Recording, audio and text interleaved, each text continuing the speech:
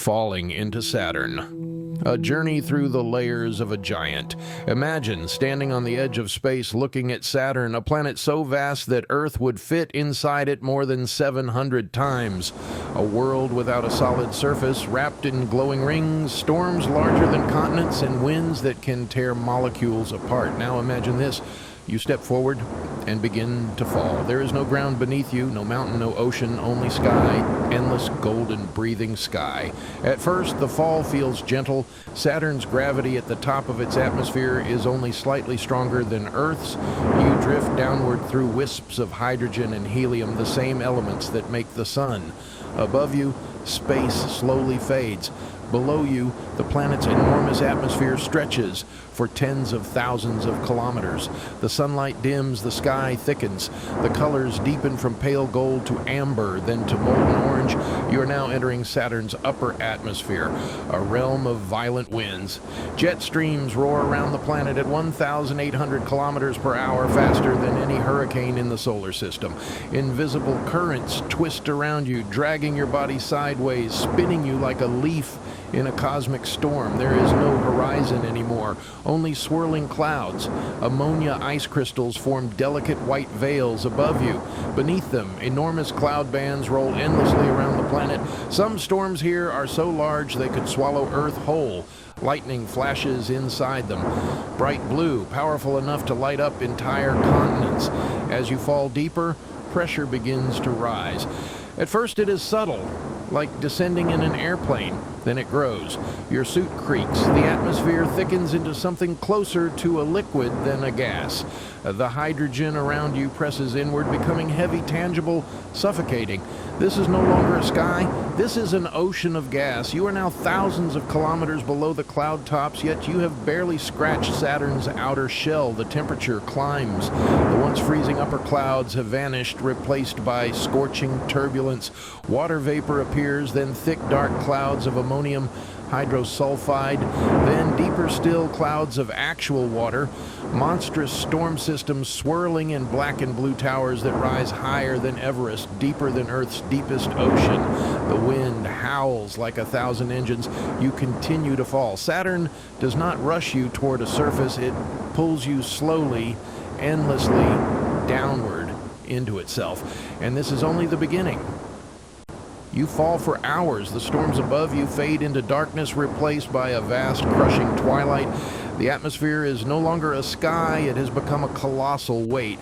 Every meter you descend multiplies the pressure. At 10 times Earth's sea level pressure, your body would already be in danger.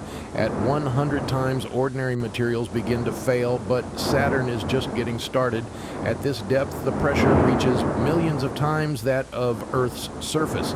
The hydrogen surrounding you is squeezed so violently that its atoms are forced unnaturally close. The temperature climbs to thousands of degrees. Your instruments glow white.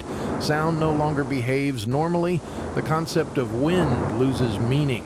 Matter itself is changing state. You have reached Saturn's most alien layer, the realm of metallic hydrogen. Here, hydrogen, the lightest element in the universe, becomes a liquid metal. Electrons break free from their atoms and flow like an electric ocean. This layer alone is thicker than Earth's entire diameter. Inside it, Saturn's immense magnetic field is born, stretching millions of kilometers into space, trapping radiation, sculpting the rings, and shaping the planet's destiny. There is no light here, only pressure, heat, and motion. Your fall slows, not because gravity weakens, it actually grows stronger, but because the medium around you has become so dense that moving through it is like sinking through molten steel. Each meter is a battle. The hydrogen presses from all directions, crushing, glowing, humming with electrical energy, and still you fall. Deeper yet, the temperature rises beyond 10,000 degrees Celsius. The metallic ocean churns in slow, titanic currents. Saturn's internal heat, left over from its violent birth, leaks outward, more energy than the planet receives from the sun. No spacecraft has ever reached this depth, no probe ever will. At last, far below the metallic sea, something stranger awaits. Not a solid surface, not a core you could stand upon, but a fuzzy heart, a vast, super dense mixture of rock, ice and metallic hydrogen compressed into a state unknown anywhere else in the solar system. The boundary between atmosphere and core does not exist here. There is no sharp line, no floor, only a gradual transition from gas to liquid, to something that is neither. You are now near Saturn's center. There's a place where gravity is zero, where you float weightless, suspended in a furnace hotter than the surface of many stars. Above you lies an ocean of metal thicker than Earth. Around you, pressures greater than those at the center of our planet. And below you, nothing but the ghost of Saturn's violent birth, frozen into matter. You have fallen into a world without surface, without bottom, without escape.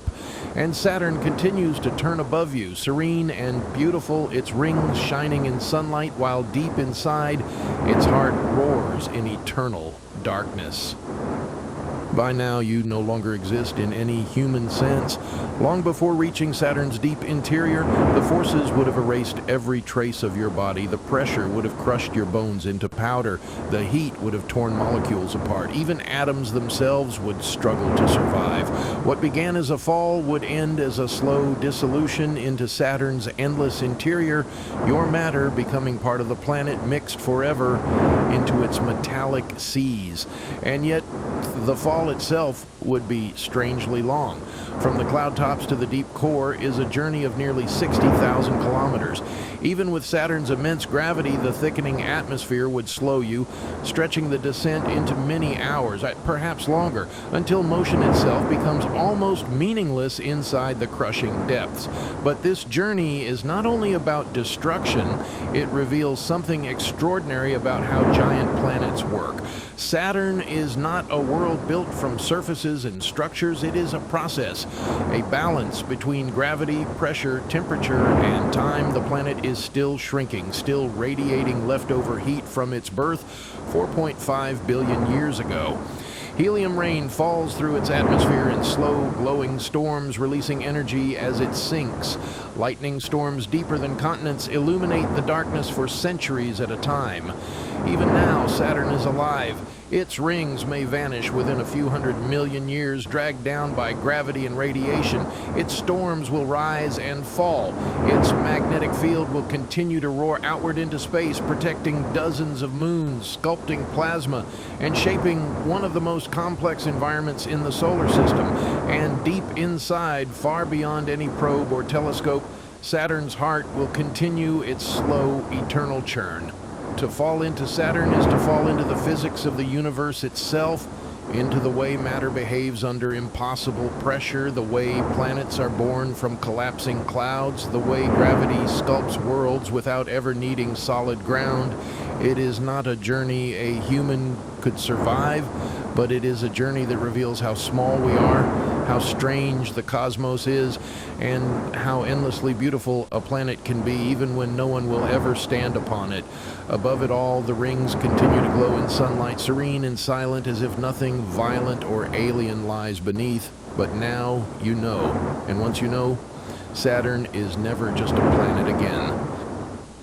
Saturn's rings. They stretch more than 280,000 kilometers wide, yet are often no thicker than a few hundred meters. From a distance, they look smooth and solid, but up close, they are a vast storm of ice, trillions of shards. From dust grains to mountains of frozen water, each one orbiting Saturn in its own path. If you could stand on one of the larger fragments, the rings would look like a glowing frozen ocean stretching to the horizon. Above you would hang Saturn itself, filling half the sky, pale, striped, enormous, while around you ice blocks silently collide, fracture, and drift. The rings are young by cosmic standards. They may be the shattered remains of an ancient moon, torn apart by Saturn's gravity, and they are not permanent. Every second, tons of ring material spiral down into the planet in a slow, invisible rain. One day, Saturn will lose its crown, and the giant beneath will remain, still falling into itself, still glowing with ancient heat, still turning through the darkness of space.